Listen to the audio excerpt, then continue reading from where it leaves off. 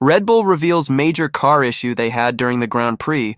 Carlos Sainz's risk of waiting for Red Bull was never going to work out, and Mercedes is ready to bring the fight to its rivals. Do consider subscribing to the channel. Let's get straight into the latest F1 news. Max Verstappen emerged victorious at the end of a thrilling rain-affected Canadian Grand Prix, his 6th win of the season. With the picture at the front constantly evolving, just like the weather, it was Verstappen who won the race to the checkered flag, as Lando Norris and George Russell completed the podium. A sharp pre-race shower ensured a wet start to the Canadian Grand Prix, Russell leading more of a crawl off the grid as he turned pole into the lead. Daniel Ricciardo was later hit with a 5-second time penalty for a false start. The Haas drivers gambled on full wets versus the rest on intermediates, which paid off as Kevin Magnussen found himself in the top 6 by the second lap, Nico Hülkenberg mirroring that rise as the rain intensified. Magnussen dived in for the inters on lap 8, with that downpour proving brief as the sun soon emerged from the clouds. Hülkenberg ditched his full wets on lap 13. Out front, drivers looked to nurse the inters on a drying track with another shower forecast. Having harried Russell, Verstappen then came under increased pressure from Lando Norris after overshooting the opening chicane and taking to the grass, Norris completing the pass on Verstappen at the final chicane on lap 20. A lap later, he repeated it on Russell to take the lead of the Canadian Grand Prix, Russell cutting the chicane as Verstappen came powering through too. With the rain imminent, the drama intensified with a safety car after Logan Sargent spun out exiting turn 4. Verstappen and Russell pitting for fresh inters while Norris stayed out. Norris pitted a lap later and slotted into P3. Verstappen took over as race leader. Ferrari's Charles Leclerc, nursing a power unit issue, gambled on slick tires. Verstappen put his foot down out of the chicane on the race restart to retain his lead. Russell and Norris in closest pursuit, as Leclerc soon gave up on his experiment, later retiring from the race. The rain shower was brief and the track dried rapidly, Norris attempting the overcut on the switch to slicks, rejoining the track neck and neck with Verstappen, who reclaimed his lead with the benefit of warmer tires. Russell needed just a few laps to demote Norris to P3, but an error from Russell at the chicane soon let Norris back through. With the rain having had its fun for the day, Verstappen raced on to a hard-earned victory at the Circuit Gilles Villeneuve. Christian Horner has dismissed James Allison's assertion that Red Bull's recent upgrade for the RB20 was a downgrade.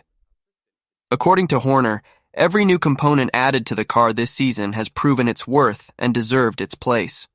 Although Red Bull had a strong start to the championship, winning 4 out of 5 races and securing 3 1-2 finishes, both McLaren and Ferrari made significant upgrades to their cars in Miami and Imola, respectively. Mercedes technical director James Allison claimed that Red Bull had taken a step back with their RB20, downgrading its performance. Horner denies any connection between the upgrades and the perceived downgrade. Following McLaren's initial round of major upgrades in Miami, Red Bull has achieved a 1-2 win-loss record.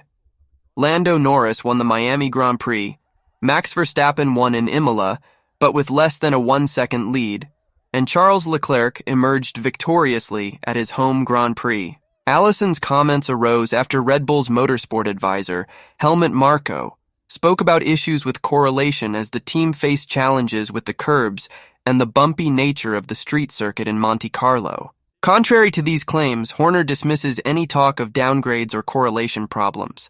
He told Sky F1 in Montreal, "No, absolutely not. The updates that have been added to the car have all proven to be effective and have rightfully earned their place on the car. There are often rumors that circulate." He further elaborated, "Many cars now resemble ours. They have all converged. I believe this healthy competition is necessary. To maintain our lead, we must excel, and every member of our team is fully aware of that. We are working diligently to ensure that we stay ahead of the competition." Although Mercedes demonstrated their speed on the Montreal track, ultimately securing pole position, Horner suggests that Red Bull's primary focus is on Ferrari and McLaren over the course of the season. He added, "Mercedes always appears fast on newly surfaced or green circuits. Nevertheless, we are more concerned about the performance of Ferrari and McLaren. Time will tell how things unfold." Horner acknowledged that they are still learning about the car's capabilities. He mentioned the convergence of performance between various teams, including Ferrari, McLaren, and Mercedes. Despite having secured 4 wins already this year, Horner acknowledged the need for ongoing improvement.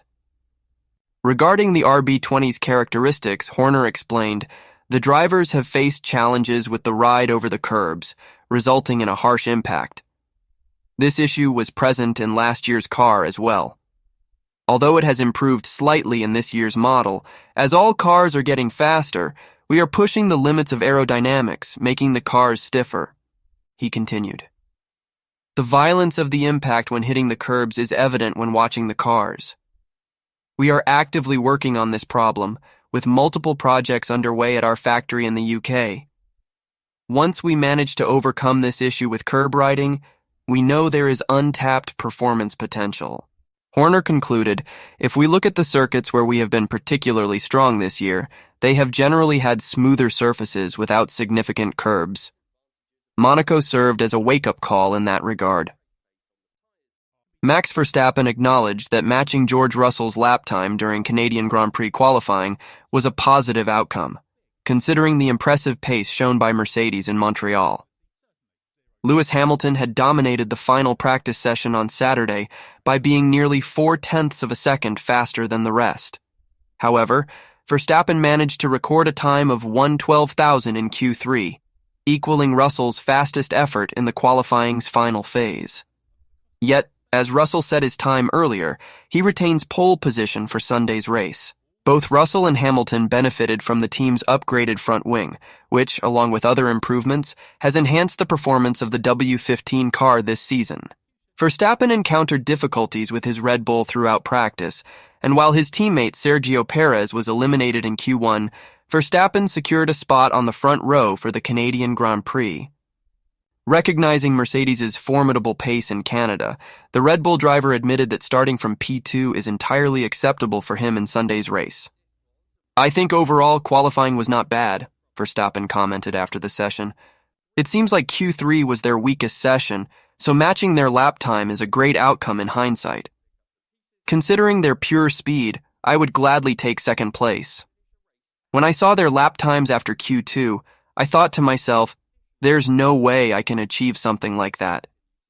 Of course, we had some sporadic rain, a few drops here and there, but in general it was another somewhat chaotic weekend for us. We faced several minor issues and worked to find the best possible balance with the car. In qualifying, we managed to achieve a decent balance, and I was fairly content with it. However, we need smoother weekends without complications, which I believe would play a significant role too." When asked if he was surprised by Mercedes' performance this weekend, Verstappen responded diplomatically, stating that their speed is good for Formula One.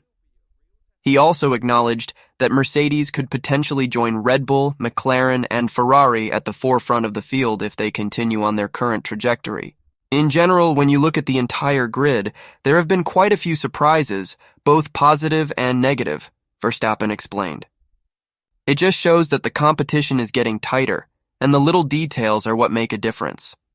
Understanding the tires better, recognizing the weaknesses of your own car, and considering how other teams handle their own weaknesses, all of these factors come into play. Additionally, the track layouts also influence the outcomes. It's a positive development for Formula One.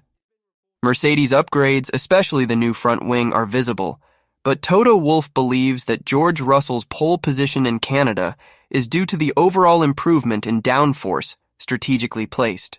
George Russell secured pole position for the Canadian Grand Prix with a time of 1/12,000 in qualifying. Toto Wolff states that the team is progressing in the right direction. Max Verstappen also clocked a 1/12,000 in qualifying, but as Russell completed his lap after Verstappen, he was awarded pole position. This marks Mercedes' best qualifying performance this season, as the team has been gradually reducing the gap to the front runners, progress that even Russell admits wasn't always apparent. Addressing the media after qualifying, George Russell, who won the 2022 Brazilian Grand Prix, said, "There has been a lot of hard work behind the scenes at Brackley and Brixworth. It took us some time to get back in the fight. We felt like our hard work wasn't paying off, but the last 2 race weekends have shown real progress." Russell's second career pole position followed the latest upgrade by the Brackley team, featuring a new front wing. Wolff emphasizes that the new front wing alone was not the key to the team's progress. We have been stating for a while that we are moving in the right direction. We have introduced various enhancements over the past few races, some more conspicuous than others, all contributing to increased performance. Since the double diffuser, Formula One hasn't been about one specific component making all the difference. We were competitive in all conditions, even with the old wing during yesterday's practice sessions. So it's a combination of the upgrades to the underbody, bodywork, and the visible front wing. After struggling with Formula One's ground effect aerodynamic concept for 2 years, Wolff confirms that Mercedes now has a better understanding of the car. I think we have a better understanding of the car. Nevertheless, we should remain cautious. George's lap was exceptional, and it's good for him. But we need to stay grounded. Just 3 races ago, we were not performing well. Now we have a pole position and good results. Hopefully, we can translate that into a successful race and continue to perform well in the long run. I believe we will be more reliable in the upcoming races. Wolff attributes Mercedes' improvement to increased downforce, strategically placed. We were either strong in low-speed corners or high-speed corners, without finding the right balance. Now the drivers are saying that the car is well balanced. Charles Leclerc has entered his villain era as he informed Ferrari that he won't adhere to their prescribed message. Instead, he will speak his mind freely. This declaration came after his elimination in Q2 during the Canadian race. Arriving at the Circuit Gilles Villeneuve for the 9th round of the F1 2024 World Championship following his victory in Monaco Grand Prix, there was much discussion about Ferrari's chances of winning the title. Despite still trailing Red Bull, Leclerc found himself only 31 points behind Max Verstappen after the race in Monte Carlo. Meanwhile, Ferrari was just 24 points behind Red Bull in the battle for the team's championship. The outlook transformed dramatically, with expectations shifting from being the favorites for Canada to becoming contenders for the F1 2024 title. But then Ferrari stumbled. During the Saturday qualifying session, neither Leclerc nor Carlos Sainz were able to advance beyond Q2. They fell short by less than 1/10 of a second from the 10th position, qualifying in 11th and 12th places.